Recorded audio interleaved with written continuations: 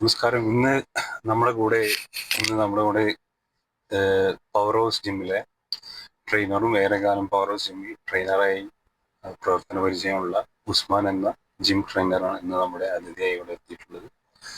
വളരെ ആകസ്മികമായിട്ടാണ് ഉസ്മാനെ നമുക്ക് കാണാനിടയായി വന്നത്. കാരണം നോമ്പ് തുടങ്ങുന്ന ഒരു ഈ വേളയിൽ, ഈ റമദാൻ മാസത്തിൽ ഇങ്ങനൊരു ആരോഗ്യ സംരക്ഷണത്തിനെ കുറിച്ചും അതുപോലെ തന്നെ വ്യായാമ മുറകൾ എങ്ങനെയാണ് ഈ സമയങ്ങളിൽ പാലിക്കേണ്ടതിനെ കുറിച്ചുള്ള ഒരു ചെറിയ സംഭാഷണം. അതാണ് ഞങ്ങളോട് ഉദ്ദേശിക്കുന്നത്. ഉസ്മാൻ, സ്വാഗതം. അയ്യോ. പറയൂ, എന്താണ് ഇപ്പോ ഈ നോമ്പ് തുടങ്ങുന്ന ഈ കാലഘട്ടങ്ങളിൽ നമ്മൾ ശരീര സംരക്ഷണത്തിന് വേണ്ടിയിട്ട് ചെയ്യേണ്ട കാര്യങ്ങൾ എന്തൊക്കെയാണ് ഒന്ന് പറയാമോ? നോമ്പ് ടൈമിൽ നമുക്ക് ലൈറ്റ് ആയിട്ടുള്ള കളികളാണ് ചെയ്യാൻ പറ്റുന്നത്. ഞാനിപ്പോൾ വെയിറ്റ് ഗെയിനിങ് എന്തായാലും നടക്കൂല. വെയിറ്റ് ഗെയിനിങ് ഇപ്പോൾ സാധാരണഗതിയിൽ നമ്മൾ കളിക്കുന്നത് വെയിറ്റ് ഒന്നും നോമ്പ് ടൈമിൽ നമുക്ക് കളിക്കാൻ കഴിയില്ല. അപ്പോൾ നമ്മളുള്ള ബോഡി നിലനിർത്താൻ വേണ്ടിയിട്ട് ഒരു മാസം അത് ടച്ച് ചെയ്ത് പോവുക. അതിൽ ഏറ്റവും നല്ലത് നോമ്പ് തുറന്നിട്ട് കളിക്കുന്നവരുണ്ട്, അതുപോലെ തന്നെ നോമ്പ് തുറക്കുന്നതിന് മുന്നോടിയായിട്ട് കളിക്കുന്നവരുണ്ട്. സാധാരണ ഒരു 3-4 കളി അത് ലൈറ്റ് വെയിറ്റിട്ട് ചെയ്യാം. അപ്പോൾ നമുക്ക് എന്തായാലും ആ ബോഡി പഴയ ബോഡി ഉണ്ടല്ലോ, അത് നമുക്ക് നിലനിർത്തി പോകാൻ കഴിയും. അതേസമയം നിർത്തി കഴിഞ്ഞാൽ, ഒരു മാസം നിർത്തി കഴിയുമ്പോൾ ഇതുവരെ കളിച്ച ചെറിയൊരു ഡൗൺ ആവും. അങ്ങനെയാണ്. അപ്പൊ ഈ സമയത്ത് ആളുകളെ ശരീരഭാരം കുറയാനാണോ അതോ കൂടാനാണോ സാധ്യത? കാരണം ഈ എണ്ണ പലഹാരങ്ങളും അതുപോലെ തന്നെ മാംസഭക്ഷണങ്ങളും കൊണ്ട് ആളുകളുടെ ശരീര പ്രകൃതിയിൽ മാറ്റം വരാനാണോ സാധ്യത, അതോ അത് നമ്മൾ നമ്മുടെ ഡയറ്റിനനുസരിച്ചാണ്. ഇപ്പോൾ നമ്മളെങ്ങനെ ഫുഡ് കഴിക്കുന്നത് അതിനനുസരിച്ചിട്ടായിരിക്കും. ചില ആളുകൾ നോമ്പ് തുറക്കുമ്പോൾ മധുരപലഹാരങ്ങളും എണ്ണ പലഹാരങ്ങളും ഷുഗറും ഇതൊക്കെ നല്ല അടിച്ചു കയറ്റി കഴിഞ്ഞാൽ അതിൽ മാറ്റം ഉണ്ടാവില്ല, അത് കൂടാനേ സാധ്യതയുള്ളൂ. പക്ഷെ കറക്റ്റ് നട്ട്സുകളും ഫ്രൂട്ട്സുകളും കുറച്ച് ചിക്കനും കോഴിമുട്ടും പ്രോട്ടീനും അടങ്ങിയതാണ്. അങ്ങനത്തെ ഫുഡ് മധുരം ഒഴിവാക്കിയിട്ട് കറക്റ്റ് കഴിക്കുകയാണെങ്കിൽ വെയിറ്റ് ഒരിക്കലും കൂടില്ല. നമുക്ക് ഈ റമദാൻ മാസം എന്തായാലും വെയിറ്റ് കുറക്കാൻ ഉദ്ദേശിക്കുന്നത് നല്ലൊരു ചാൻസാണ് കുറക്കാൻ കഴിയും. പക്ഷെ അത് പ്രധാനം നമ്മുടെ ഡയറ്റാണ്. ഡയറ്റാണ്, അതായത് എണ്ണ പലഹാരങ്ങൾ പാടെ ഉപേക്ഷിക്കണം. നമ്മുടെ ഡയറ്റിനനുസരിച്ചിട്ടായിരിക്കും. കോഴിമുട്ട, അതുപോലെ പഴയ കോഴിമുട്ട കഴിക്കാം, പ്രോട്ടീൻ. കോഴിമുട്ട, ചിക്കന്, ഫ്രൂട്ട്സുകള്, നട്ട്സുകള്, പിന്നെ ഷുഗറായിട്ടുള്ള കാര്യങ്ങൾ ഒഴിവാക്കണം. ചായ ആയാലും ജ്യൂസായാലും ഷുഗർ പാടെ ഒഴിവാക്കി.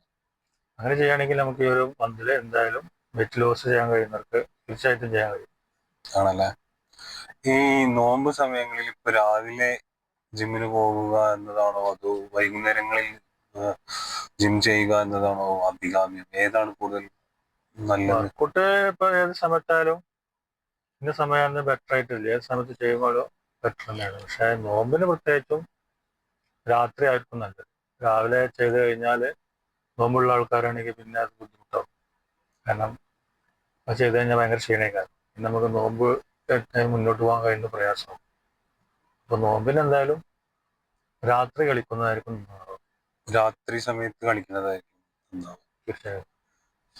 അതേപോലെ തന്നെ ഈ യുവതലമുറകളോട് പ്രത്യേകിച്ച് ഈ സമയങ്ങളിൽ ഈ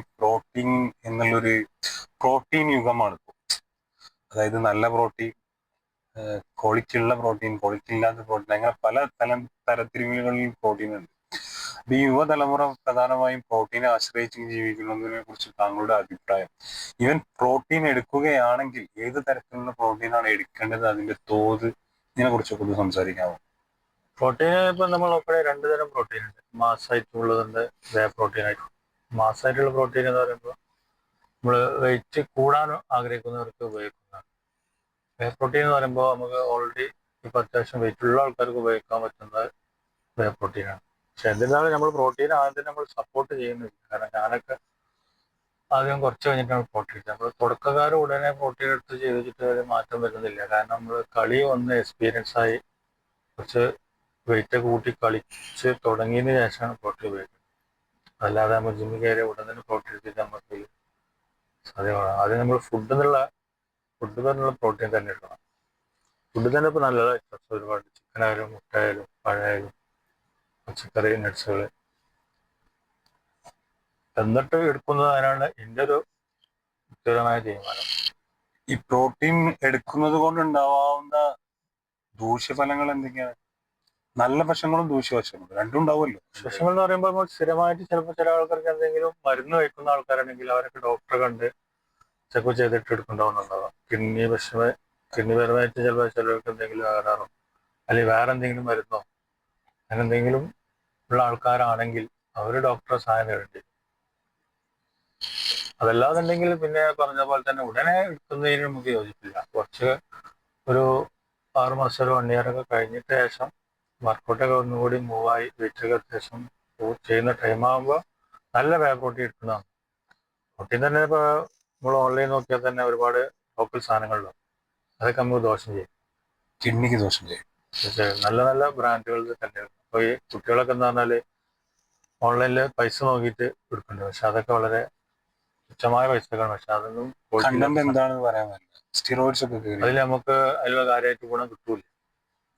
പക്ഷെ അതിനൊക്കെ എത്ര നല്ലതാണ് നമ്മൾ ഫുഡിന്. പക്ഷെ ഫുഡിന് എടുക്കുമ്പോൾ പറഞ്ഞാൽ അത് പിള്ളേർക്ക് പറഞ്ഞാല് അവർക്കെല്ലാം പെട്ടെന്ന് വേണം. ക്രിയാറ്റിൻ സംബന്ധമായിട്ടുള്ള കാര്യങ്ങൾ, അതായത് ക്രിയാറ്റിൻ ഈ ക്രിയാറ്റിൻ എന്നുള്ളൊരു ഇതൊന്നും പഴയ കാലഘട്ടങ്ങളിൽ നമ്മളാരും ക്രിയാറ്റിൻ ഇൻടേക്ക് ഒന്നും ആരും കേൾക്കാത്ത കാര്യങ്ങളായിരുന്നു. ഇപ്പൊ അത് വളരെ സുലഭമാണ്, വളരെ കോമൺ ആണ്. അപ്പൊ ഈ ക്രിയാറ്റിന്റെ ഒരു അതിപ്രസരം എങ്ങനെയാണ് താങ്കൾ കാണുന്നത്? ക്രിയാറ്റിൻ യൂസ് ചെയ്യുന്നത് ഒക്കെ ഇന്നിപ്പോൾ സോഷ്യൽ മീഡിയ വഴിയാണ്. അതൊക്കെ അതിൽ കണ്ടിട്ടാണ് പിള്ളേരൊക്കെ ഇത് ചോദിക്കുന്നത്. പക്ഷെ ക്രിയാറ്റിൻ എടുക്കുമ്പോൾ നമ്മൾ ടെസ്റ്റ് ചെയ്യുന്നത് നല്ലതാണ്. ക്രിയാറ്റിൻ എങ്ങനെയാണ് വർക്കൗട്ടുകളെ സ്വാധീനിക്കുന്നത്? ക്രിയാറ്റിന് നമുക്കിപ്പോൾ ഈ ഒരു വർക്കൗട്ട് ചെയ്യുന്ന മുന്നേ കഴിക്കുമ്പോൾ ഒരു എനർജി പവർ വരുന്നുണ്ട് അതിനു വേണ്ടി. പക്ഷെ ചോദിച്ച പോലെ തന്നെ പണ്ടത്തെ കാലത്ത് പ്രോട്ടീനും ക്രിയാറ്റിനൊന്നും വളരെ കുറവായിരുന്നു. അതൊന്നും എടുക്കാതെ തന്നെ ആൾക്കാർ കളിച്ച് മസിൽ ഉണ്ടാക്കി. പക്ഷെ അങ്ങനെ വരും. ഇന്നത്തെ തലമുറക്ക് അതിനൊന്നും സമയമില്ല എന്നുള്ളതാണ് പ്രധാനം. ക്വിക്കായിട്ടുള്ള റിസൾട്ട് അപ്പോൾ പെട്ടെന്ന് വേണം, അതുപോലെ റിസ്ക് എടുക്കാൻ തയ്യാറല്ല. ക്വിക്കായിട്ട് വേണം. പക്ഷെ ഇത് ചെയ്യുമ്പോൾ നമ്മൾ ടെസ്റ്റിങ് ചെയ്യുന്നത് നല്ലതാണ്. കാരണം നമ്മുടെ ശരീരത്തിലെ ക്രിയാറ്റിന് എത്രത്തോളം ഉണ്ടെന്നൊന്നും അറിയാതെ എടുത്തു കഴിഞ്ഞാൽ നമുക്ക് ഭാവിക്ക് ദോഷം ചെയ്യും.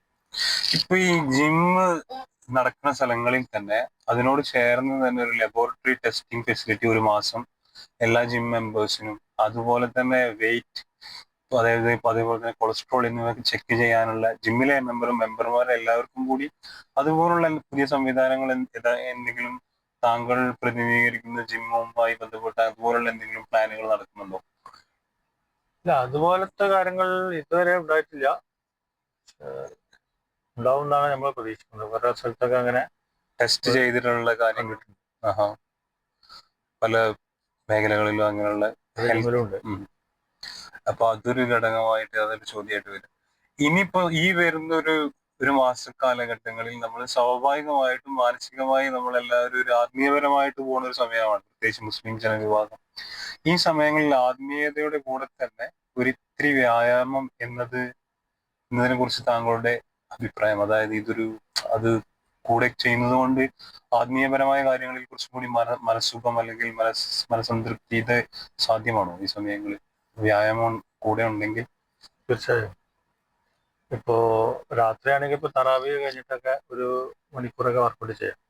നേരത്തെ പറഞ്ഞത് നമ്മൾ ലേറ്റ് ആയിട്ട് ചെയ്ത് കഴിഞ്ഞാൽ അത് ശരീരത്തിനും നമ്മളെ മൈൻഡിനും എന്തായാലും നല്ലതാണ്. നല്ലൊരു ഉറക്കത്തിനും. താങ്കൾ ഈ മേഖലയിലേക്ക് കടന്നു വന്നിട്ട് എത്ര വർഷമായി കാണും? ഞാൻ വന്നിട്ട് ഇപ്പൊ ഒരു 9 വർഷമായി. 9 വർഷം. താങ്കൾക്ക് ശാരീരികമായും മാനസികമായും എന്തൊക്കെ മാറ്റങ്ങളാണ് താങ്കൾക്ക് അനുഭവപ്പെടാൻ കഴിഞ്ഞിട്ടുള്ളത്? വിശദമായി പറയാൻ പറ്റും? ശാരീരികമായ മാറ്റമുണ്ട്. ഇപ്പൊ നമ്മളൊക്കെ ആദ്യത്തെ ഫോട്ടോസ് കണ്ടാലോ അറിയാം. ഇപ്പൊ നമുക്ക് പിന്നെ മാനസികമായിട്ട് നല്ല മാറ്റമാണ്. മൈൻഡ് പവറാണ് പ്രത്യേകിച്ചുള്ളത്. വർക്കൗട്ട് ചെയ്യുന്നതിന് പുറമെ നമുക്ക് ബോഡിയിലുള്ള മാറ്റങ്ങൾ സാധാരണ എല്ലാവർക്കും അറിയാം. പക്ഷെ എന്നെ സംബന്ധിച്ചിടത്തോളം എനിക്ക് മൈൻഡ് പവർ നല്ല. നമുക്ക് എന്ത് പ്രതിസന്ധികൾ, ഏത് പ്രശ്നങ്ങളുണ്ടെങ്കിലും ആ 1 മണിക്കൂർ അവിടെ പോയി ചെയ്ത് കഴിഞ്ഞാൽ നമുക്കൊരു എനർജി. അത് സ്ഥിരമായിട്ട് പോയി കഴിഞ്ഞാലുള്ള ഒരു ലഹരിയാണ്. നമുക്കൊരു ദിവസം അവിടെ അത് എത്തിയില്ലെങ്കിൽ എന്തോ ഭയങ്കര ഒരു ടെൻഷനാവും. അന്നത്തെ കഴിഞ്ഞില്ലെങ്കിൽ ഒരു ദിവസം മിസ്സായി കഴിഞ്ഞാൽ ഭയങ്കര പ്രശ്നം. ആ ഒരു ലഹരിക്ക് നമ്മൾ എത്തണം. അപ്പൊ ഇതൊരു ജിം ഒരു ലഹരിയായിട്ട് മാറി കഴിഞ്ഞാൽ അപ്പോഴത് നമുക്ക് അനുഭവിക്കാറില്ല. ജിം മേഖലയിൽ, അതായത് ജിം ഇതുവരെ എന്തെങ്കിലും അപകടങ്ങളോ സന്ധി സംബന്ധമായ അപകടങ്ങൾ പേശി അങ്ങനെ എന്തെങ്കിലും, അതായത് മെഷീൻ ഉപയോഗിച്ച് ചെയ്യുന്ന ഈ വർക്കൗട്ടുകളിൽ? ഇതുവരെ എനിക്ക് അങ്ങനത്തെ ഒരു പ്രോബ്ലം ഉണ്ടായിട്ടില്ല. പക്ഷെ നമ്മൾ ചില ആൾക്കാർക്ക് വന്ന് പറയണ കയ്യിൽ വേദന ഉണ്ട്, അവിടെ വേദന ഉണ്ട്. പക്ഷെ അതൊക്കെ എന്താ പറഞ്ഞാൽ ചിലപ്പോൾ അവര് ഓവർ വെയിറ്റ് ഇട്ടോ അല്ലെങ്കിൽ റോങ് ആയിട്ട് കളിക്കുമ്പോഴുള്ള പ്രയാസമാണ്. അതായത് പുതിയ ആൾക്കാരൊക്കെ കളിക്കുമ്പോൾ നല്ല വെയിറ്റ് ഇട്ടാണ് റോങ് ആയിട്ട് കളിക്കുക, അപ്പോൾ വരുന്നതാണ്. പക്ഷെ എന്നെ സംബന്ധിച്ചിടത്തോളം എനിക്ക് അങ്ങനെ ഇതുവരെ അങ്ങനത്തെ ഒരു പരിക്കൊന്നും ഇതുവരെ വന്നിട്ടില്ല.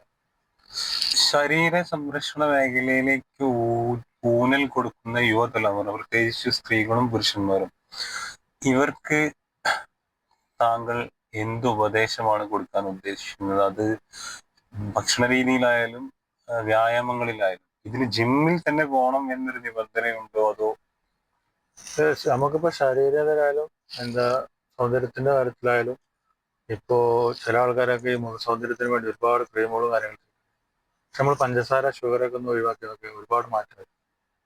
അതുപോലെ വർക്കൗട്ട് ചെയ്താൽ തന്നെ ജങ്ക് ഫുഡുകള്, അങ്ങനത്തെ ഈ അനാവശ്യ ഫുഡുകളൊക്കെ കറക്റ്റ് ഒരു ഡയറ്റിങ്ങും കറക്റ്റ് റെസ്റ്റും കറക്റ്റ് ഫുഡാണെങ്കിൽ നിങ്ങളുടെ സൗന്ദര്യത്തിലും നിങ്ങളുടെ ശരീരത്തിലും തീർച്ചയായും മാറ്റം വരും. പക്ഷെ അത് കണ്ടിന്യൂ ചെയ്ത് പോകണം. ഇത്ര നേരം ഇത്രയും നല്ല കാര്യങ്ങൾ സംവദിക്കാൻ വേണ്ടിയിട്ട് സമയം ചെലവഴിച്ചതിന് നന്ദി. Thank you.